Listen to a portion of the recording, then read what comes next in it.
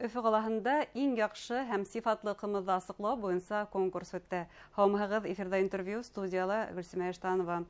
Программабыҙҙың ҡунағы Башҡортостан Республикаһы стандартлаштырыу метрология һәм һынауҙар дәүләт региональ үҙәгенең сертификациялау бүлеге эксперты Рәмилә Әмирова. Һаумыһығыҙ.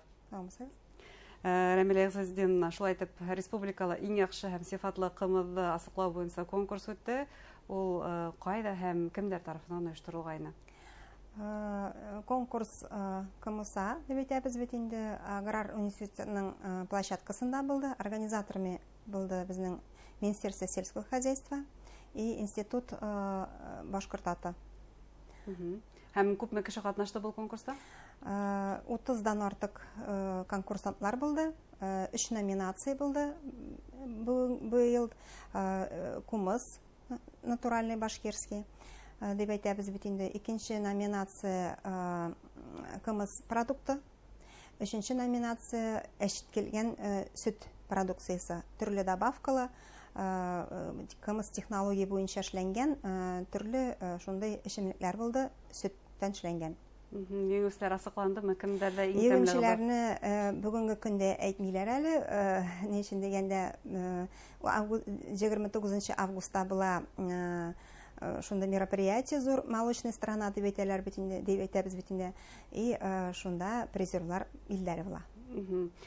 Шулай итеп, нинди талаптар буенча баһалана һәм, мәсәлән, беренче номинация ҡымыҙ дип алайыҡ, беренче номинацияға ингән ҡымыҙҙы нисек билдәләйбеҙ иң тәмлеһе һәм иң сифатлыһы?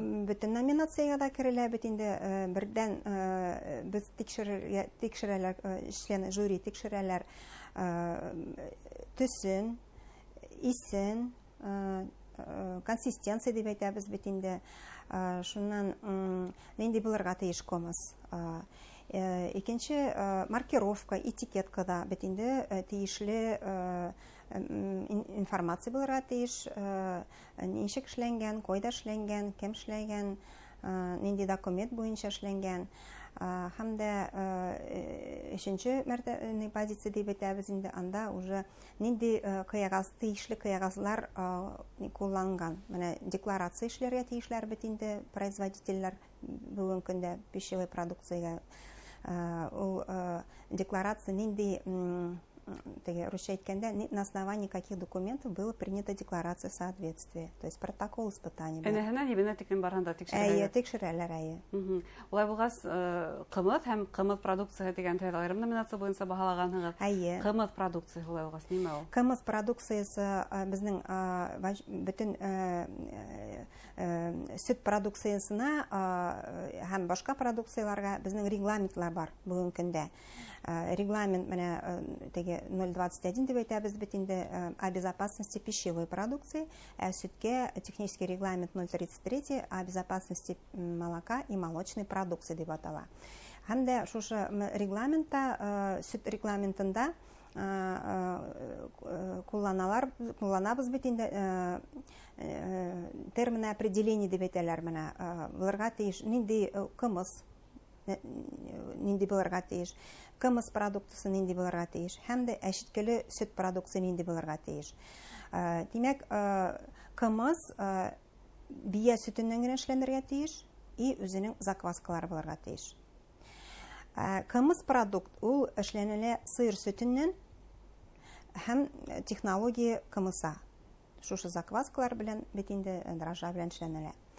Уже әшеткеле сөт продукциясы кымыз технология белән эшләнергә мөмкинчелек бар.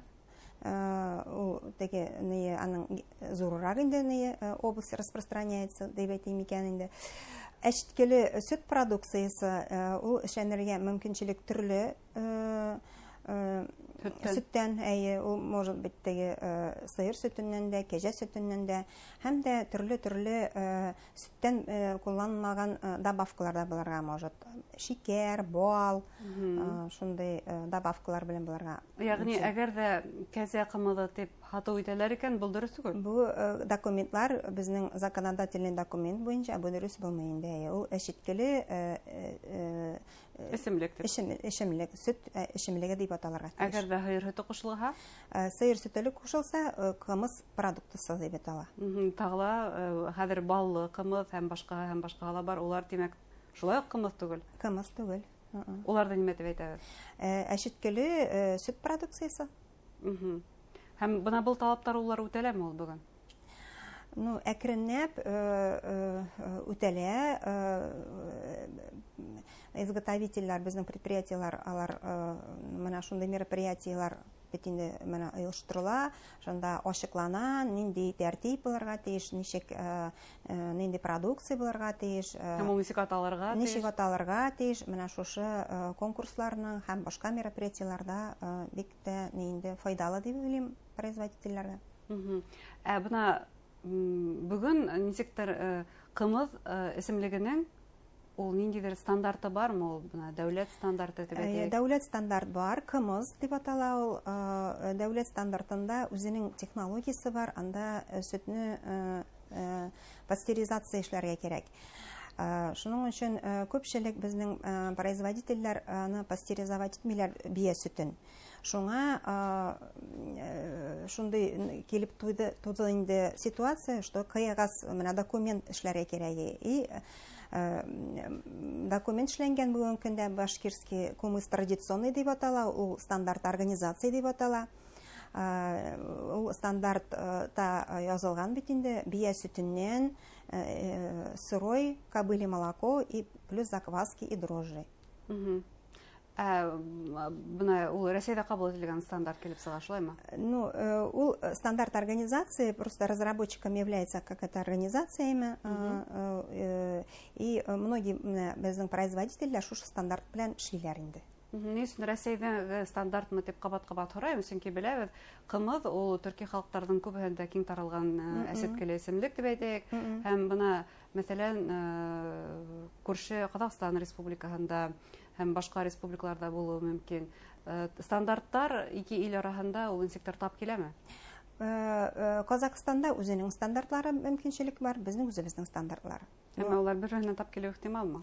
Ну, монда бит инде теге органолептика, физхимия дигән показательләр, алар могут икенче төрле булырга. Ни өчен дигәндә, нинди условиядә ат үсә, нинди условиядә эшләнә, шуның өчен сөт нинди показательләр, сырой бия сөте нинди показательләр белән килеп бит инде производствога керә, ул анардан биктән нык шуга бәйле инде. Шуның өчен теләге бар икән, ул Казакстан безнең стандарт белән эшләргә икән, шушы разработчик стандарткалар тәҗрибә итәләр һәм мөмкинчелек була алар белән эшләргә. Һәр менән тагыла бер стандарт турында һөйләшергә теләк бар, ул да булһа хәләл стандарты, чөнки ул шулай ук әлеге вакытта бик нык популяр һәм бына ошо хәләл дигән стандарттың артында ул нимә тора, ул нинди продукция бүгенге көндә хәләл дип атала? Хәләл продукция, русча әйткәндә, это, во-первых, безопасный продукт булырга тиеш, и основной момент шушы хәләл продукция безнең ислам шариаты буенча эшләнергә тиеш. Менә ит продукциясен алсак, бит инде ит мал сугымы шариат буенча эшләнергә тиеш. Үзенең тәртибе бар. Әгәр дә инде менә колбасалар, пельменнәр эшләсәләр, анда уже төрле добавкалар кулланса, анда шушы добавкалар тоже булырга тиеш хәләл. Менә колбаса эшләгәндә бит инде теге төсе матур булсын өчен кармин кушалар бит инде, краситель, натуральный краситель кармин, ул бөҗекләрдән эшләнә. Мусульманнарга бөҗек белән туклану тыела. Шуның өчен менә шушы продукцияны эшләгәндә шул нинди составы булырга тиеш, шушы бик тә карарга тиешләр инде.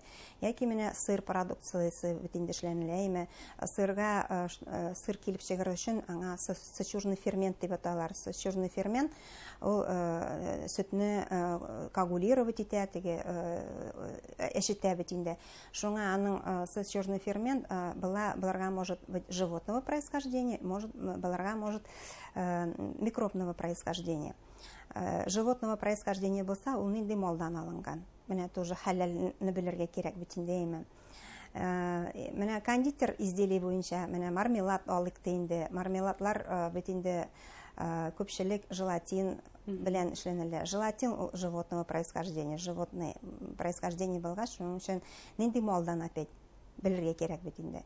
Если андай желирующий агент используется, например, как агар, как водоросли, анда уже мусульманнарга ризыкланырга рөхсәт ителә бит инде.